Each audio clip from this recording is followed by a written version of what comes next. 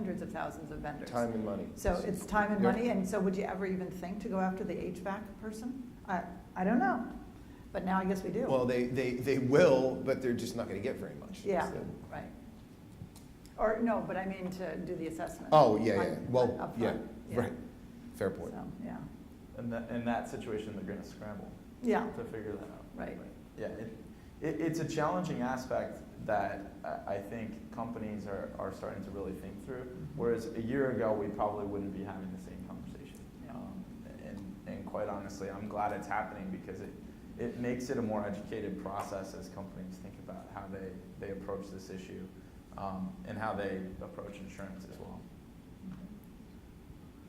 So I'm not going to spend a ton of time on this because I think we're having better dialogue on other topics, but it's important to kind of address what is available. And I think to Rennie's point about the hard costs, right? We think about the notification expenses, the expenses associated with hiring forensic investigators to determine the extent of a breach, the offering of credit monitoring, which I argue to a certain degree is a posturing move for liability claims. Because if I've been made whole by credit monitoring for a year, or I've passed that opportunity, it's difficult for me to substantiate damages.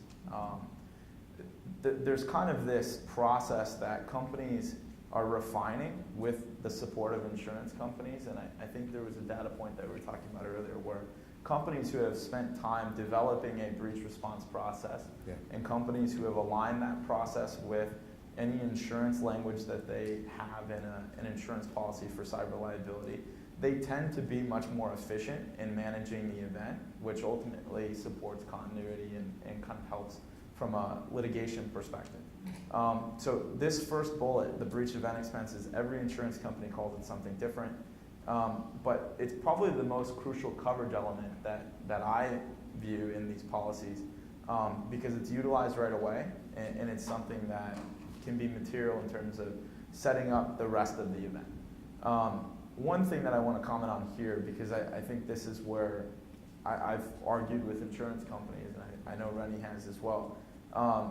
It's also a coverage agreement that historically have been sublimited to a pretty low level.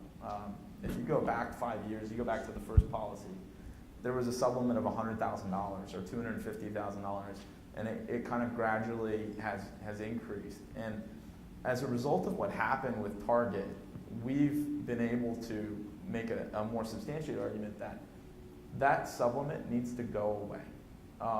The idea of bucketing certain expenses into one coverage agreement when you're going to be dealing with an event that's catastrophic, and this is supported by the notion that people are viewing this coverage as catastrophic risk transfer, has gained steam and gained momentum. And so this is actually one area where I think the insurance companies are doing a far better job today than they were even a year ago, because we've been much more successful in actually doing away with the one issue, the one Achilles heel with that particular coverage agreement. Business interruption and systems failure, business interruption is an interesting area of discussion, and it could be a very interesting debate with this group. It really is coverage for lost income resulting from a data breach. I view this as being important for companies that have large e-commerce sales or companies that could substantiate a pretty material loss if they had downtime due to a network interruption. It's also an area where if we ask most of the insurers in the insurance community, how many business interruption losses have you paid? The answer will be, you can count it on one hand. Well, let me interject there, but there's, you talk about convenient numbers. So the statistics of, what's true in that paper and what others say about what the market is less than 10% of corporate America right now purchases a standalone cyber insurance policy. Some industries it gets a little higher if you're in financial institutions or retail or healthcare. Of those that purchase the coverage on its own, 10% of those actually purchase business interruption. So doing simple math, that means 1% of corporate America actually buys the coverage. And I still believe that those that have it still don't understand exactly what it is. So the reason why there's low examples of loss information is nobody has it and nobody knows what it is. And in my career, when you say about counting on one hand, I actually had a client that had a business interruption event, and they chose to forego the coverage because they didn't want to release to the insurance company the information of what had happened. You know, a secret can only be kept by one person. They said, I'd rather not recover from the insurance policy because I want to contain what happened and keep it secret. This is, and one thing that's not here, back to the vendor situation, is dependent business interruption. So more and more companies are relying upon outsourced technology. There's no reason to build your own data center when you can use a cloud service which grows with you and you don't have to spend the investment of buying $1 billion data center. So as I said earlier, this is the absolute most major concern for us and a need in the insurance market is trying to figure out a way to assess that problem if a cloud vendor goes down and the business interruption that's related to that. And the research is, at least in our field, being done. We're trying to work with the large property reinsurers because they have at least the best chance to help us in doing that. So that, I think that's the only challenge I have to your point about what's the evidence that's available. Well, the problem is nobody has the coverage. And so since no one has the coverage, we have no data. And I think it's a trend that's changing. I think Definitely. more are buying this. I think there's more interest in evaluating and understanding what this exposure is and how much of it would be insurable. And the reason I wanted to focus on these first 3 points is I think this is an area where we could use the help of the people in the room. Absolutely. This is where we need the most research to help because we don't have enough supply. The demand is there and there's not enough supply in this space. And we're not going to be able to provide the supply until we figure out how to handle it. Absolutely. These two insuring agreements, along with the dependent business interruption, will be the area where I think we see the most development over the next few years. We will talk about that in 2024. Yeah. There we go. Absolutely. Thank you. I'd appreciate that. I want to focus on one point because I think it's important to move on to some of the remarks that Rennie had prepared. But really, I think what's interesting about, so we've got security liability, which is a legacy term tied to digital information that's shared on the internet. Privacy liability has always been associated with non-electronic information. So that's kind of been the rounding out of that aspect in terms of what kind of information are we talking about. And we're certainly seeing increased activity where plaintiffs' attorneys are being creative in how they file suits against companies who have had a data breach. They're roping in the regulatory and the payment card industry aspect of this. And this is where I think we're going to see a lot develop in the next 2 years, really, as a result of what happened with Target. Target's dealing with a lot of class action suits, many of which are brought by the banks. And so the one area that I think will develop here quite a bit is the PCI fines and penalties. And I'm going to argue as a broker, the better term is assessments, not penalties. Probably true. But it's an issue where that contract that's utilized through the payment card industry that really standardizes what security controls retailers or merchants have to utilize in order to be compliant and in order to transact credit card information. That's going to be the governing contract in a lot of this litigation between the banks and Target. And we're going to learn how insurance policies respond to that particular issue because it goes back to the sublimit issue, quite honestly. The PCI fines and penalties are typically sublimated to a level that might not be adequate. And so is that just a liability claim where two entities are going through litigation resulting from the failure to protect confidential information, or is it governed by the contract that is utilized between the merchants, the banks, and really governed by the payment card industry? I think it's an important area, and as kind of a coverage analyst, that's the area where I think, again, we're going to spend some time working with legal support and different people to really focus in on that language and make sure that it's correct going forward. Oh, well, I'll make a quick comment. Go through the timeline, yeah, real quick, and then I'll... What's important to note here, and I realize it's wordy and difficult to follow, is every time we see material events, we go back to the first state privacy laws that were created in 2003, and we think about the different issues that have happened, the TJ Maxx data breach in 2007, Heartland Payments. Each incident has led to dramatic improvement in the coverage that's available in the marketplace. And it makes sense, right? We learn from a loss and we try to further develop coverage to make it more valuable. I think going back to some of the comments that I made around the coverage that is available and where we see some issues, we're going to see a lot develop as a result of what happened in December. And I'd be interested, and this is where, I seek your feedback, as you think about these cases and as we all research what happened and research what the losses look like down the road, it's going to be important to take that information and build the argument to the insurance companies that we need to continue to improve coverage and make it more valuable for companies that purchase this. So, very quick comments, but I think it's something it's always important to see the delay to a certain degree, but also it's important to see the progress that we make within the insurance community. Well, I think the insurance community is paying for the life cycle that happened, right? So I'm an 18-year cyber insurance vet, either from underwriting or advising or placing the business. And we started with, it was very difficult to get the coverage and it was very expensive. You had to engage an outside security consultant and then nobody bought it. So the insurance company started reacting to the market and let go on those assessments and reduce the price, and adverse selection kind of run rampant. And now they're paying those losses, and the pendulum is swinging back a little bit. I don't think we'll get to the difficulty we had initially, but I'm going to throw out some ideas and hypothesis that, at least in the 18 years that I've been doing this, that I believe to be true, but frankly don't have the supported research and data. So Brent was just talking about PCI, and what I've found is the largely federally regulated industries are the better risks for me, because the federal government and states even have a big stick to swing at folks, and especially in an industry like, for example, healthcare, you have to protect medical information. It doesn't really matter what insurance coverage you have or whatever it might be. But if you swing to the less regulated, back to the convenience of a consumer, right? So if I go to the airport, it could be much more secure than it is today if we follow the theory of El Al. You get to the airport 4 hours before, you have interviews and all that kind of stuff. But as Americans, we will not stand for that. I love the TSA pre-check because I leave my house 20 minutes before my flight and I fly through because I don't want any part of that.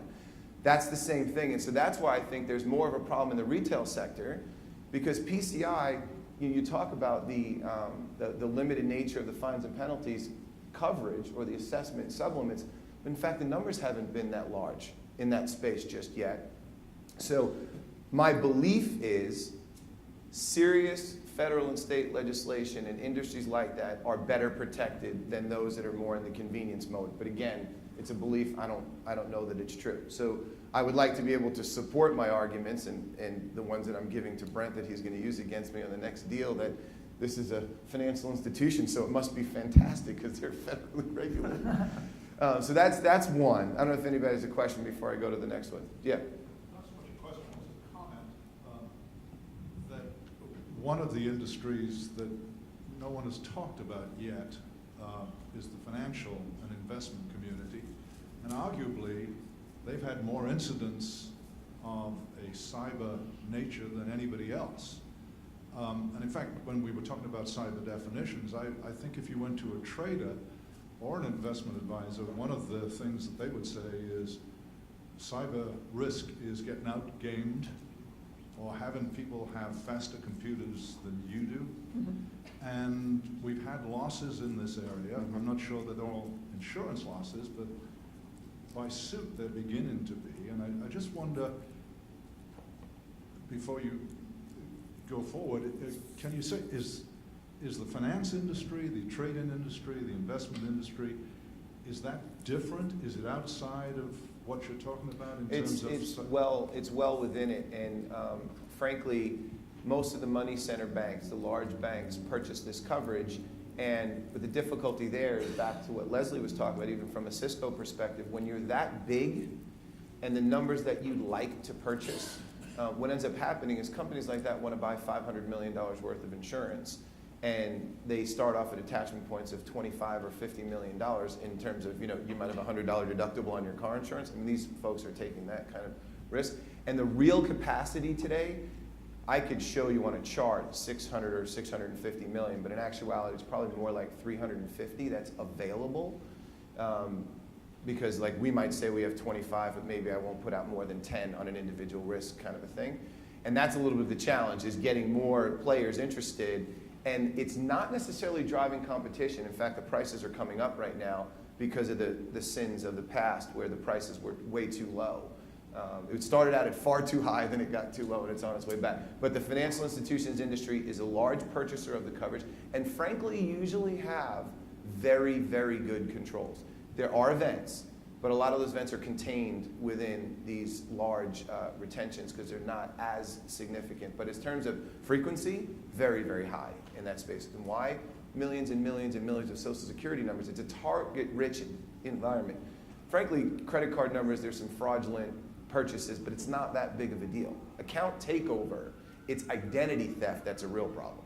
And that's what you can get when you get Social Security numbers with banks. So we focus a lot in that area. I was prompted to ask that because you said that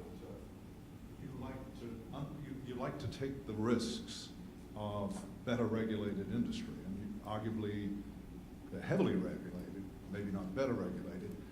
The people in the industry would say the regulators have no clue about what's going on.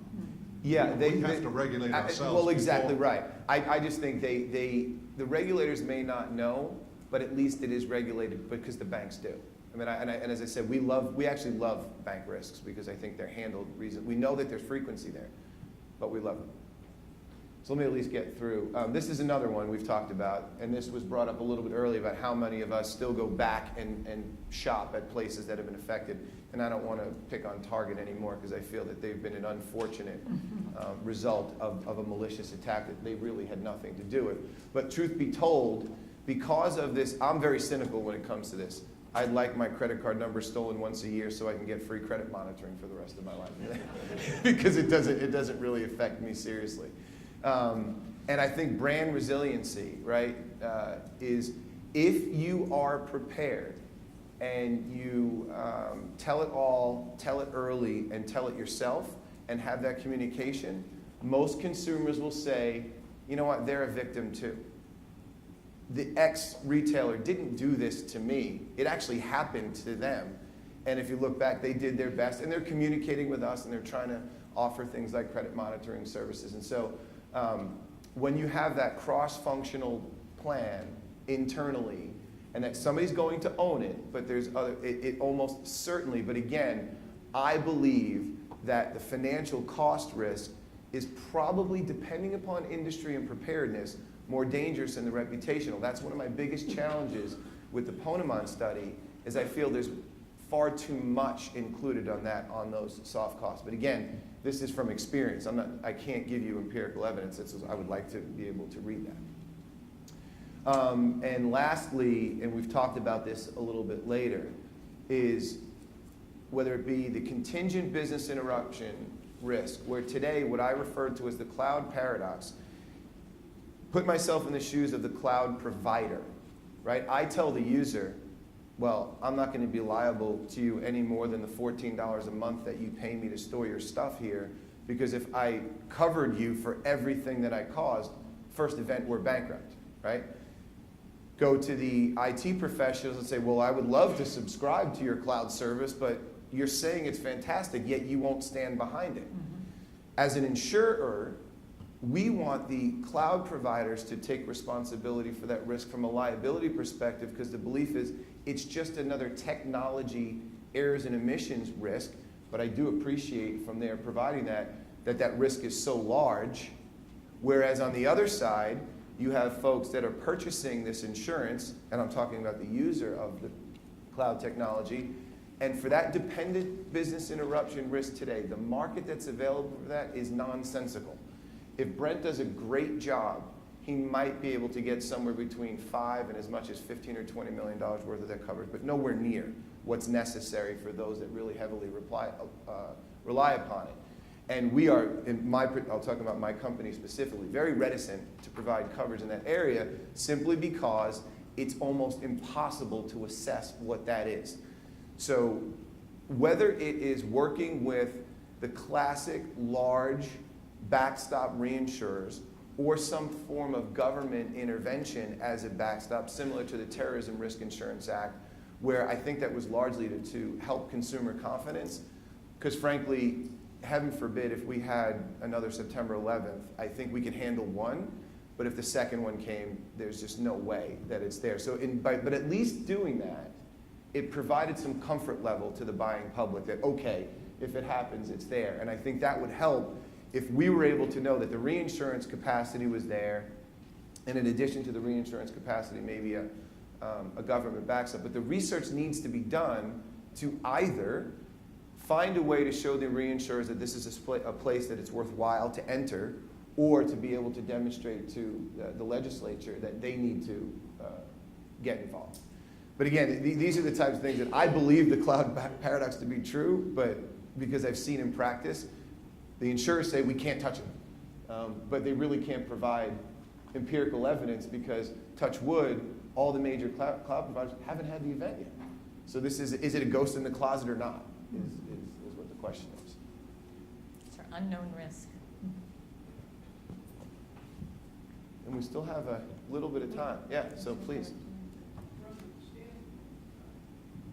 Bill Rabel, University of Alabama. From the standpoint of the risk manager, is the cyber risk still pretty much managed in a stovepipe the way financial risk tends to be managed in a stovepipe? In other words, there's not much discussion in financial services companies about the other types of risks that they face. That they sort of go up to the CEO level, but there's no chief risk officer that deals with worker comp, let's say, and financial risk that pulls that together from the standpoint of treatment. Is cyber risk the same way where it's in a silo and there's not much relationship between that and the other types of risk? For speaking from my perspective, I don't think so. We look at risk pretty much across the board, and we look at it very much collaboratively with other functions within Cisco, with legal, with HR, with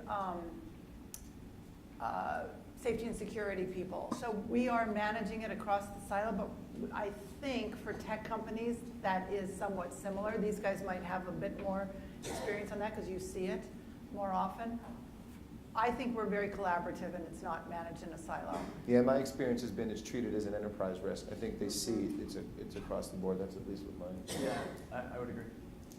There's another question? Harris? I think just start talking. Just start talking, okay. Harris Schlesinger, University of Alabama. You're talking about the insurance aspects, but it's also interesting. When I was hearing this, I reminded myself of an article I read back in the early 1990s in the College Journal of Economics, roughly based on the spaceship Challenger. And everybody knows how that exploded, and the reason was an O-ring, right? So there's this O-ring theory. And hearing you guys talk, especially with the target, it's like all these different things going on at one time. And from a risk management standpoint, if I was in control of all the parts, do I kind of take an important part and kind of beef it up, or do I take a weak part?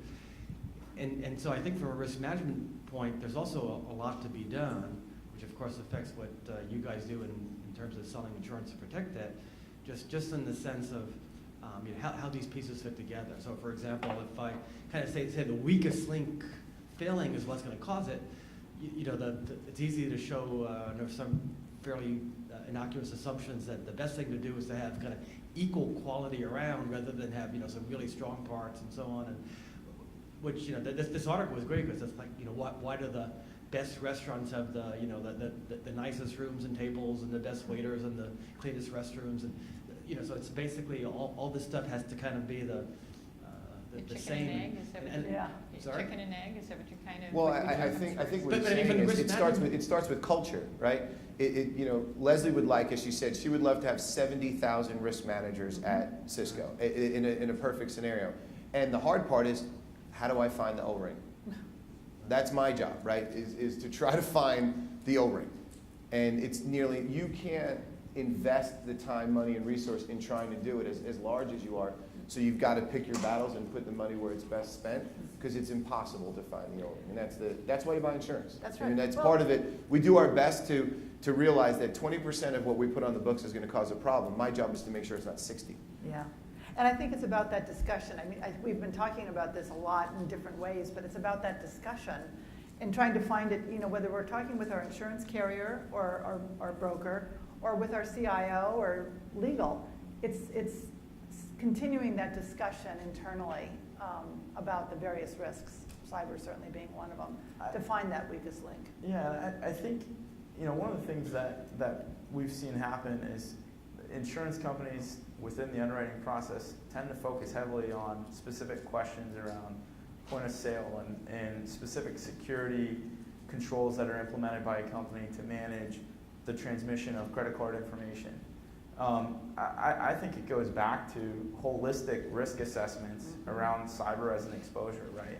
And developing it beyond just the IT discussion, but talking about culturally what's going on to kind of educate people around this issue and make sure that they're aware of the issue and what the impact could be.